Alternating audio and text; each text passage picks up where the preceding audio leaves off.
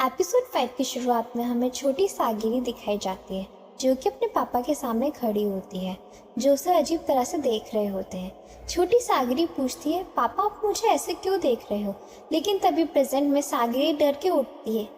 दरअसल वो ये सब सपना देख रही होती है। सागिरी को गेंजी दिखता है जिससे वो पूछती है कि वो लोग कहाँ हैं, जिस पर गेंजी बताता है कि सागिरी को एक बटरफ्लाई ने स्टंग कर लिया था जिस वजह से वो बेहोश हो गई थी और अभी वो लोग एक केव में है जहाँ पर आसपास कोई मॉन्स्टर्स नहीं है।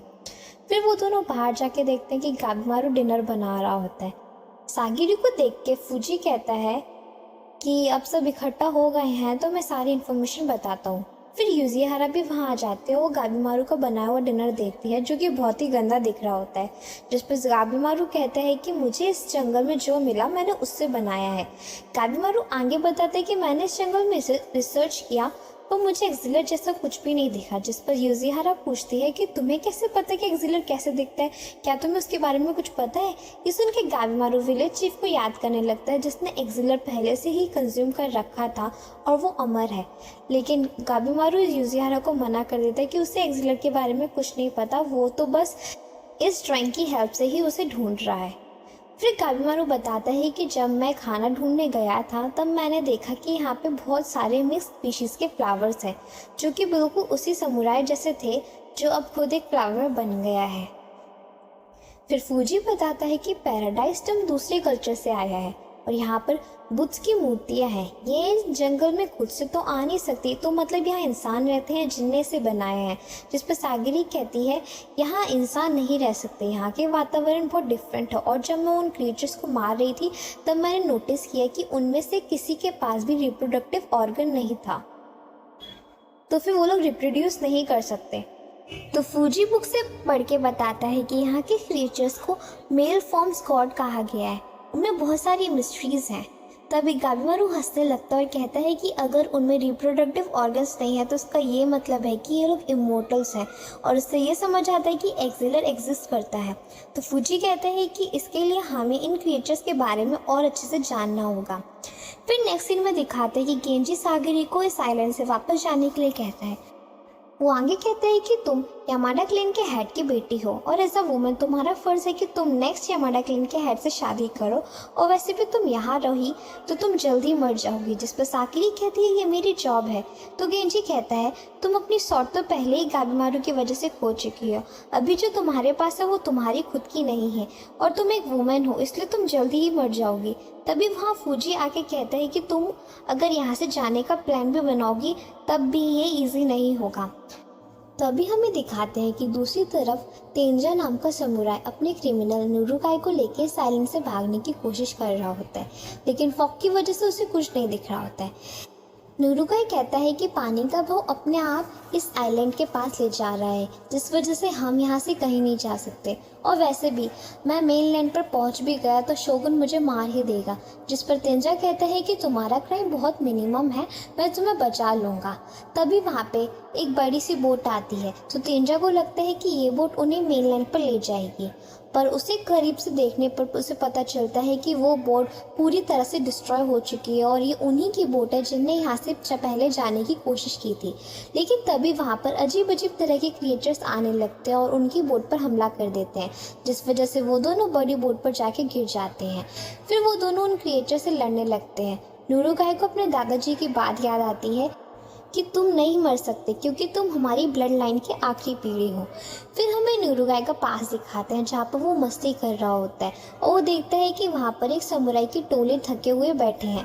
तो वो उनसे कहता है कि मैं तुम्हें अपने विलेज ले चलता हूँ, और यही उसकी सबसे बड़ी गलती थी क्योंकि वो समुराई की टोली उसके विलेज पर जाके शोगुन के नाम पर सबको मारने लगते हैं और फिर नुरुकाई को जेल में डाल देते हैं। तभी उसके सामने तेंजा आता है और वो उससे कहता है कि तुम इनोसेंट हो और मेरे पास तुम्हें यहाँ से निकालने का एक आइडिया है। फिर वो उसे यहाँ के आइलैंड के बारे में बताता है।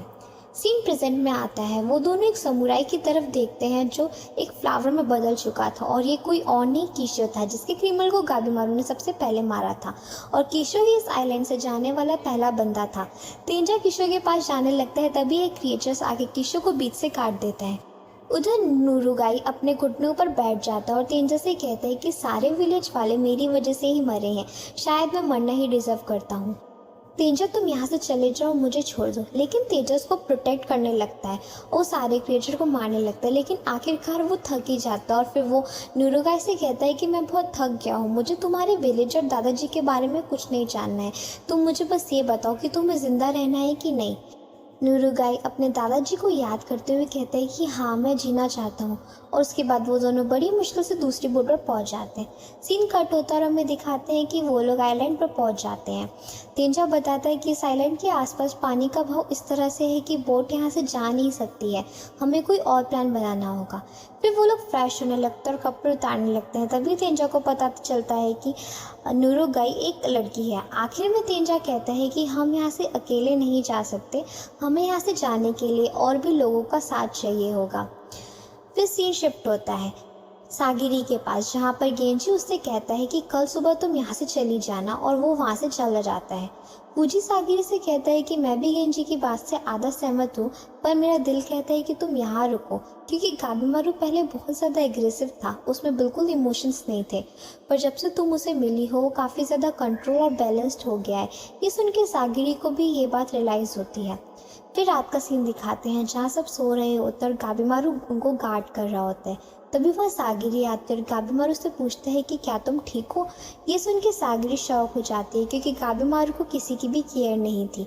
तो गाबिमारू कहता है कि मुझे बस अपनी वाइफ के साथ एक शांत और सुकून की लाइफ जीनी है, जो कि सिर्फ तुम्हारी वजह से ही मुमकिन हो पाया है। और सागिरी, तुम मुझसे भी बहुत ज़्यादा स्ट्रांग हो। ये सुन के सागिरी कहती है नहीं। तो गाबिमारू कहते हैं कि मेरे विलेज में कहा जाता है कि तुम तब तक स्ट्रांग नहीं हो सकते जब तक तुम्हें एक्सपीरियंस ना मिले। ये सब सुन के सागिरी को बहुत ज़्यादा मोटिवेशन मिलता है। नेक्स्ट मॉर्निंग गेंजी सागिरी को वापस जाने के लिए बोलता है, जिस पर सागिरी मना करते हुए कहती है कि ये मेरी जॉब है, मैं यहीं रहूँगी। तो गेंजी कहता है कि तुम एक लड़की हो, तुम्हारा काम यामाडा क्लैन की पीढ़ी को आगे बढ़ाना है। तो सागिरी कहती है कि नहीं, बचपन से सबने मुझे बस एज अ वुमेन ट्रीट किया है, इवन मेरे पापा भी मेरे साथ सॉफ्ट बिहेवियर करते थे। मैं चाहती हूँ कि सब मुझे एज अ समुराई ट्रीट करे, ना कि एज अ वुमेन। ये सुन के गेंजी हंसने लगता है और कहता है कि ये सब सुनने के लिए मेरे पास टाइम नहीं है। और फिर वो अपनी तलवार निकाल के सागिरी की तरफ बढ़ते हुए कहता है कि इस आइलैंड पर बच्चे और वुमेन की कोई जगह नहीं है। लेकिन तभी वो देखता है कि उसकी तलवार सागिरी के पास होती है। तो गेंजी कहता है कि तुम्हारी इतनी हिम्मत, तुमने अपने मास्टर की तलवार छीनी। तभी सागिरी गेंजी को पीछे देखने के लिए कहती है। उसके पीछे एक बड़ा वाला क्रिमिनल खड़ा होता है, जिसने पहले अपने ही मास्टर को मार दिया था। गेंजी पीछे मुड़ता है, लेकिन तभी वो क्रिमिनल हाथ मार के गेंजी के पेट को बीच से ही फाड़ देता है। ये देख के सागिरी शॉक हो जाती है।